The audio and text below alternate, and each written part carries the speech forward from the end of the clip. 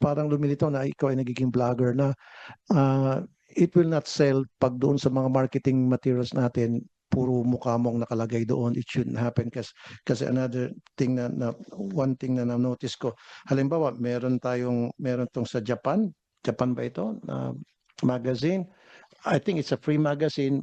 Pagkakataon na sana natin na para sumikat tayo sa Japan, yung tourism industry natin, sa halip ang nakalagay dito, ikaw ng ikaw, and then yung mga groundbreaking pinapakita natin, sa halip na dapat ipapakita natin yung underground river, the 8 wonders of the world, yun, Tabon Cave, etc.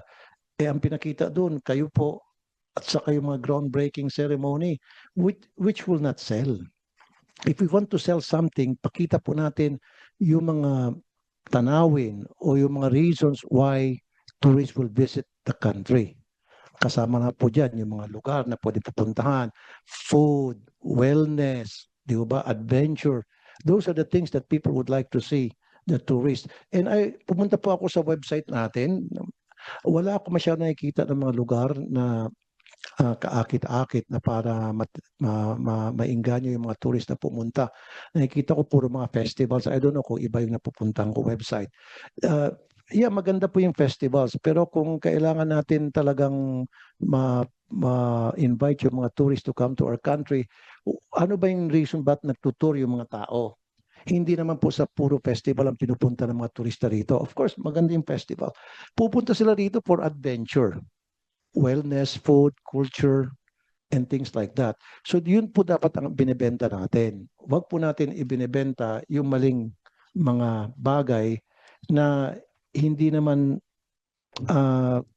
in-expect ng tourists when they arrive in our country. And lastly, dapat yung pagdating pa lamang sa airport, we have to identify who are the tourists, if possible, na vlogger. Kasi malaking dagok to sa atin na pag meron isang vlogger pumunta rito tapos siniraan tayo, magkakaroon ng domino effect yun sa bansa na kung saan sila, not only doon bansa sa kung saan sila, kundi yung mga followers nila.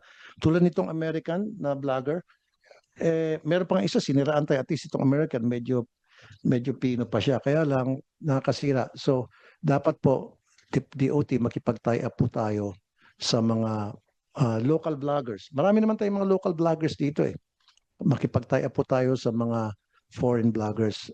I'm sure makakatulong in one way or the other. Thank you, Mr. Chair. Ma'am, huwag kayong magalit. Bine-voice out ko lang kung ano yung mga sinasabi ng netizens, kung ano yung nakarating sa akin sumbong.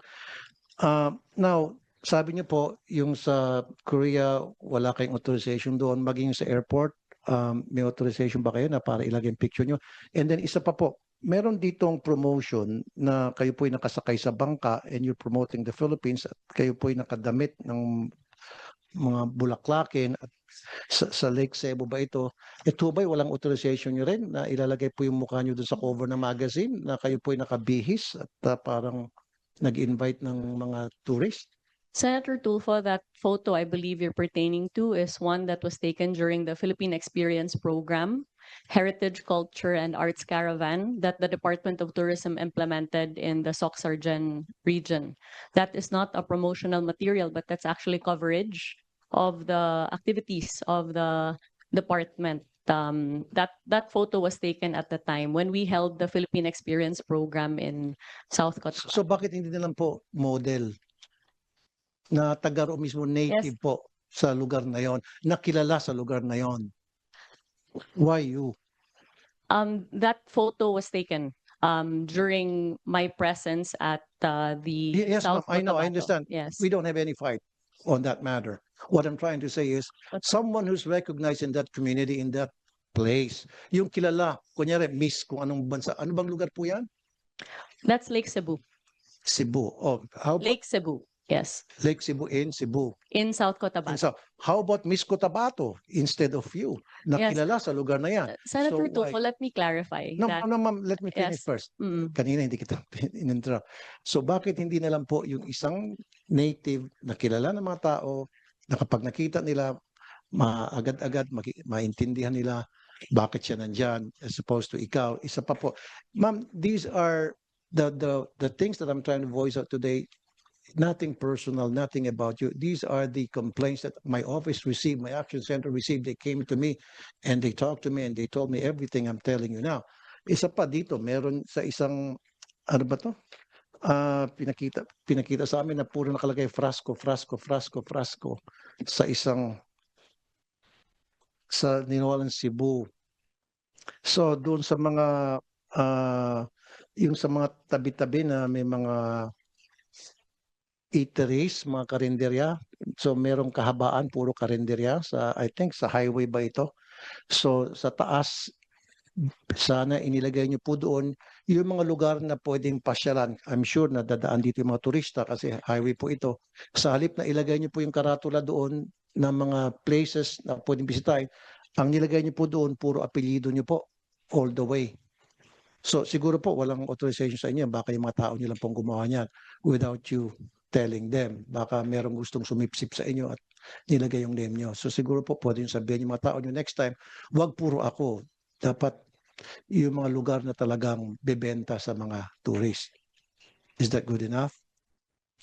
Senator, with all due respect, I just wish to place on the record that the photos that have been used and transformed into memes are actually work photos. Is that AI? You're telling me that's AI? No. Okay. This is a work photo. I was in Lake Cebu in South Cotabato promoting the Philippine Experience Program. The interpretation or misinterpretation of that, of course, is up to public consumption.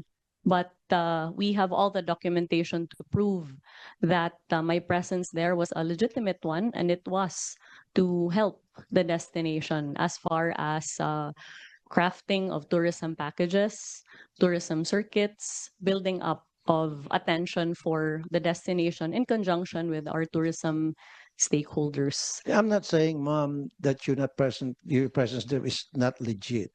Okay?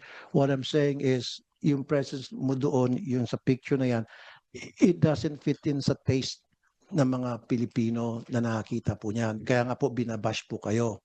Hanggang sa pumunta po sila sa action center ko para magreklamo. Nung malaman nila magkakaroon ng hearing ng ganito, they came to my office and they told me na ito yung baka pwede may iparating sa Department of Tourism. That's why I'm trying to voice it out today here in the hearing. Okay. So, kasi ang nangyari, ma'am, ang dating daw sa kanila, parang pinopromote mo yung sarili mo versus dapat yung Pilipinas ang pinopromote mo o yung mga probinsya ang pinopromote mo versus you promoting yourself. Yun po yung dating sa mga tao. Hindi po sa akin yun, ha? That's not from me, from them. So ang dating po sa mga tao na you're trying to promote yourself. So maybe we have to refrain from doing that. We can use model siguro. Di ba? Like I said, yan sabi mo sa Cotabato ba yan? Saan lugar? South Cotabato. Then let's use Miss South Cotabato as the model or a native South Cotabato. Ano ba yung pinaka-native dyan sa Cotabato? Yung mga indigenous people in Cotabato. Much better versus kayo po. Yun po yung pinopoint out ng mga lumapit po sa akin. Mr. Chair, gusto magsalita si Ms. Rasco? Sec, you want to respond? Yes, I completely hear you, Senator, and I'm grateful that you have brought these matters to light.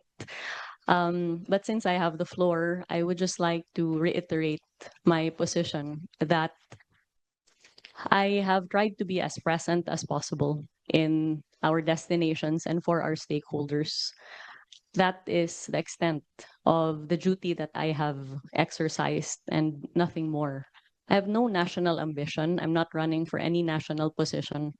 And therefore, any accusation of self-promotion would fall flat because I am not running for any national position in 2028. And therefore, there would be no reason for me to promote myself.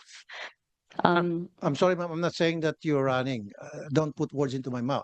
I'm not saying that. What I'm saying is, yung po nakakalata yung mga tao na parang pinopromote yung sarili mo for whatever reason. Now, also, ma'am, compared to other countries like Vietnam, Korea, Malaysia, Japan, hindi niyo po nakikita yung mukha ng mga secretaries ng Department of Tourism nila doon eh.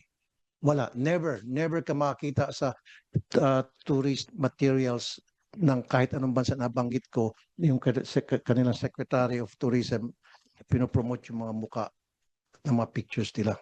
That's what the Yes. people that came to me. Perhaps if it is the pleasure of the Yeah. senator that I no longer visit our destinations or that there be no coverage of the same, we can take that into serious consideration. But as far as I'm, Of my course, ma'am, understanding, of course, ma'am, you can yes. visit. Why not? Yeah, I would even, people will appreciate you going there so that makita mo on the ground kung ano yung mga kulang, ano yung mga kailangang gawin, etc. But what we are saying here, ma'am, please, huwag mo i-promote yung sarili mo. Pag pupunta have ko na not, sa isang lugar, Senator. kung ano yung mga kulang doon, punahin mo and then punuan mo. Yun po yung point ng mga netizens na lumapit po sa akin. Okay? It has nothing to do about you. It has something to do na may problema at sinasabi na kung ano yung problema na dapat punuan natin ngayon. Senator, we would be also very happy to provide your office with all of the promotional efforts that we have made sans my face in the destinations covered in order to indicate that Thank you. the Department of Tourism has not ever ceased from promoting our destinations, notwithstanding our very, very limited budget.